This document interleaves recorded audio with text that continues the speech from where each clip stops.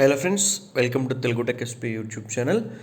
Animal హస్బెండరీకి సంబంధించినటువంటి సిలబస్లో వెటర్నరీ ప్రథమ చికిత్స మరియు వైద్య నిర్వహణ అంటే veterinary first aid and clinical management అనేటువంటి కాన్సెప్ట్ ఏదైతే ఉంటుందో దాని బేస్ మీద ఇప్పుడు మనమైతే ఒక 20 బిట్స్ అయితే చూద్దాం. వెటర్నరీకి సంబంధించినటువంటి ప్రీవియస్ వీడియోస్ క్లాసెస్ కావచ్చు, మీకు మల్టిపుల్ చాయిస్ క్వశ్చన్స్ ఆబ్జెక్టివ్ సంబంధించినటువంటి వీడియోస్ కావచ్చు, మనం ఆల్రెడీ చాలా వరకు అయితే చేసేస్తున్నాం. వాటి యొక్క లింక్స్ అనేటువంటివి మీకు డిస్క్రిప్షన్లో దొరుకుతాయి. అదేవిధంగా థియరీ క్లాసెస్ కావచ్చు, ఆబ్జెక్టివ్ టైప్ క్లాసెస్ కావచ్చు, వీటికి సంబంధించినటువంటి వీడియోస్ యొక్క ప్లేలిస్ట్ కూడా అయితే మీకు అవైలబిలిటీలో అయితే ఉంటుందన్నమాట. ఒకసారి చూడాలనుకున్నటువంటి వాళ్ళు కింద డిస్క్రిప్షన్లో లింక్స్ అనేటువంటివి ఫాలో అవ్వడానికి ట్రై చేయండి. రైట్, ఇందులో అయితే ఫస్ట్ క్వశ్చన్ చూద్దాం. పశువులకు గాయాలు తగిలిన వెంటనే ప్రాథమికంగా చేసేటువంటి అత్యవసర వైద్యాన్ని లేదా చికిత్సను ఏమని పిలుస్తారు? ఎమర్జెన్సీ ట్రీట్మెంట్, శస్త్రచికిత్స, ప్రథమ చికిత్స, ఆపరేషన్. దీంట్లో పశువులకు గాయాలు తగిలినటువంటి వెంటనే ప్రాథమికంగా చేసేటువంటి అత్యవసర వైద్యాన్ని ప్రథమ చికిత్స అని పిలుస్తూ ఉంటాం అన్నమాట.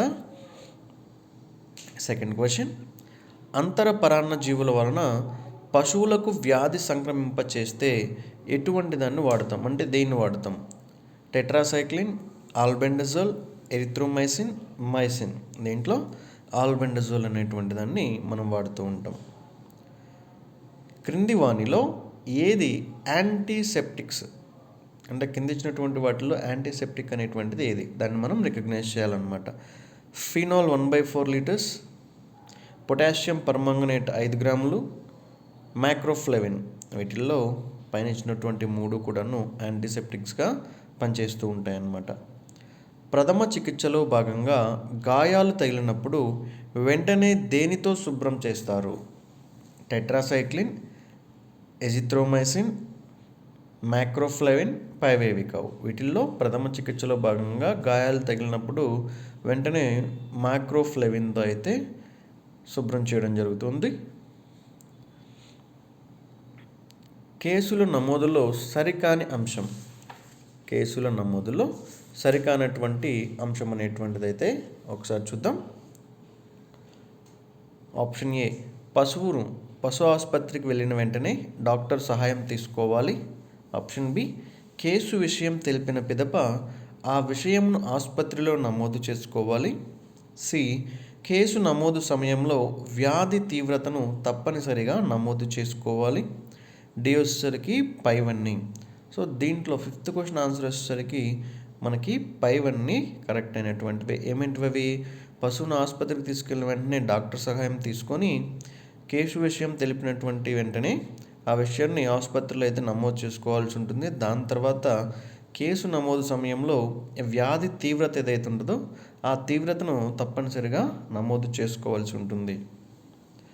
నెక్స్ట్ సిక్స్త్ క్వశ్చన్, ఇది assertion and reasoning type question అనమాట. అసర్షన్, రీజన్ చూద్దాం. అసర్షన్ వచ్చేసరికి ప్రథమ చికిత్స చేసినటువంటి కొద్ది సమయంలో పశు ఆసుపత్రికి ఆ జంతువులను తరలించాలి. రీజన్, ప్రథమ చికిత్సలో భాగంగా పశువుల యొక్క పూర్వ చరిత్రను తెలుసుకుంటారు. ఇక్కడ ఏంటి అసర్షన్, రీజను? ఇక్కడ 2 కాన్సెప్ట్స్ మనం అయితే ఒకసారి గుర్తుపెట్టుకోండి. ప్రథమ చికిత్సలో భాగంగా పశువుల యొక్క పూర్వ చరిత్రను తెలుసుకుంటారు. ఓకే, తర్వాత ప్రథమ చికిత్స చేసినటువంటి కొద్ది సమయంలో పశువు ఆసుపత్రికి జంతువులను తరలించవలసి ఉంటుంది. ఇక్కడ ఆన్సర్ వచ్చేసరికి మనకి అసెర్షన్ అండ్ రీజన్ 2 కూడా సరైనటువంటివే అన్నమాట. 7th క్వశ్చన్, ప్రథమ చికిత్సను ఈ క్రింది వారిలో ఎవరు చేయవచ్చు? కాంపౌండర్, నర్సు మరియు డాక్టర్. వీరిలో ఎవరైనా సరే ప్రథమ చికిత్స అనేటువంటిది అయితే చేయొచ్చు అనమాట. Option D. కింది వాటిలో సరికాని ప్రవచనాన్ని గుర్తించండి. ఆప్షన్ ఏ, కేసు నమోదు ప్రకారం పశువు చనిపోయిన వెంటనే ఒక డెత్ ఫార్మ్ ఇస్తారు. ప్రథమ చికిత్సను సంప్రదాయబద్ధంగా మాత్రమే చేయాలి. పాలు పితికిన ముందు పశు ఆరోగ్యాన్ని తప్పకుండా నోట్ చేసుకోవాలి. పశువుల ఆరోగ్యాన్ని క్రమం తప్పకుండా చూసుకోవాలి. వీటిల్లో ఆప్షన్ బి అనేటువంటిది సరికానటువంటి స్టేట్మెంట్ అన్నమాట. ప్రథమ చికిత్సను సంప్రదాయబద్ధంగా మాత్రమే చేయాలనేటువంటిది ఒక రాంగ్ స్టేట్మెంట్. అది తప్ప మిగతా ఇచ్చినటువంటి 3 కూడా కరెక్ట్ స్టేట్మెంట్సే. అంటే పశువు ఏదైతే ఉంటుందో చనిపోయిన వెంటనే ఒక డెత్ ఫామ్ అనేటువంటిది ఇస్తూ ఉంటారు. తర్వాత పాలు పితికిన తర్వాత దాని యొక్క ఆరోగ్యాన్ని కూడా తప్పకుండా నోట్ చేసుకోవాల్సి ఉంటుంది. నెక్స్ట్ 9th క్వశ్చన్, పశువులకు ప్రాథమికంగా ప్రథమ చికిత్స చేసినప్పుడు అవి అవికల్పక చర్యలకు పాల్పడుతూ ఉంటాయి. అటువంటి సమయంలో దానిని నిరోధించడాన్ని ఏమంటారు? నిరోధరహితం, కళ్ళెం వేయటం, పశుబంధనం, టాల్ క్లిప్. సో దాన్ని నిరోధించడాన్ని టాల్ క్లిప్ అని పిలుస్తూ ఉంటాం. ఎముకలు విరిగిన సమయంలో ప్రథమ చికిత్స చేసినప్పుడు దేనిని పరిశీలించాలి? ఆప్షన్ చూద్దాం. ఎముకల యొక్క నిర్మాణం, ఎముక గుల్లబారడం, ఎముకల వంపు. వీటిల్లో ఈ పైన ఉన్నటువంటి మూడింటిని కూడాను ఎముకలు విరిగినటువంటి సమయంలో పరిశీలించవలసి ఉంటుంది. పురాతన కాలంలో అరుదుగా గ్రామంలో ప్రాథమిక సంప్రదాయకంగా చేసినటువంటి చికిత్సను ఏమంటారు? ఆపరేషన్, ప్రమాద తీవ్రత తగ్గించుట, కంటామినేటెడ్ ట్రీట్మెంట్, తర్వాత ప్రథమ చికిత్స. దీన్ని ప్రథమ చికిత్స అని పిలుస్తూ ఉంటాం. నెక్స్ట్, పశువులకు ప్రథమ చికిత్స తర్వాత ఫిబ్రవరి నెలలో ఏ వ్యాధి టీకా ఇప్పించాలి? పశువులకు ప్రథమ చికిత్స తర్వాత ఫిబ్రవరి నెలలో ఏ వ్యాధికి టీకా ఇప్పించవలసి ఉంటుంది? డయేరియా, కలరా, అనిమల్ ఫీవర్ మరియు బొప్ప వ్యాధి. ఈ బొప్ప వ్యాధికి అయితే టీకా ఇప్పించవలసి ఉంటుందన్నమాట. హానికర ప్రభావం మరియు నోటి నుండి నురగ కారడం మరియు శ్వాస కష్టమైనప్పుడు ఎటువంటి ప్రమాదానికి గురైందని ప్రథమ చికిత్స చేయవచ్చు ఆర్ చేస్తారు?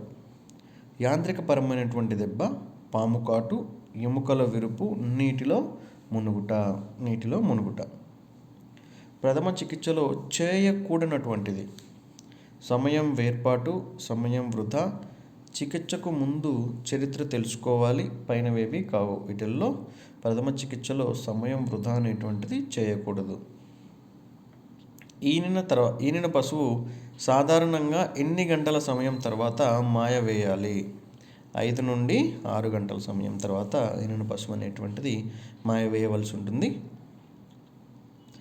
పాడి పశువులకు పొదుగు భాగంలో గాయాలు తగిలినప్పుడు పాలు పితికే ముందు తీసుకోవలసినటువంటి జాగ్రత్తలు: రొమ్ము ప్రాంతం క్లీన్ చేయాలి, పొదుగు ప్రాంతం శుభ్రపరచడంతో పాటు వెన్న పోయవాలి, పాడి పశువును శుభ్రం చేయాలి. వీటిల్లో పాడి పశువులకు పొదుగు భాగంలో గాయాలు తగిలినప్పుడు పాలు పితికేటువంటి ముందు ఇక్కడ ఇచ్చినటువంటి 3 జాగ్రత్తలు కూడాను పాటించవలసి ఉంటుంది.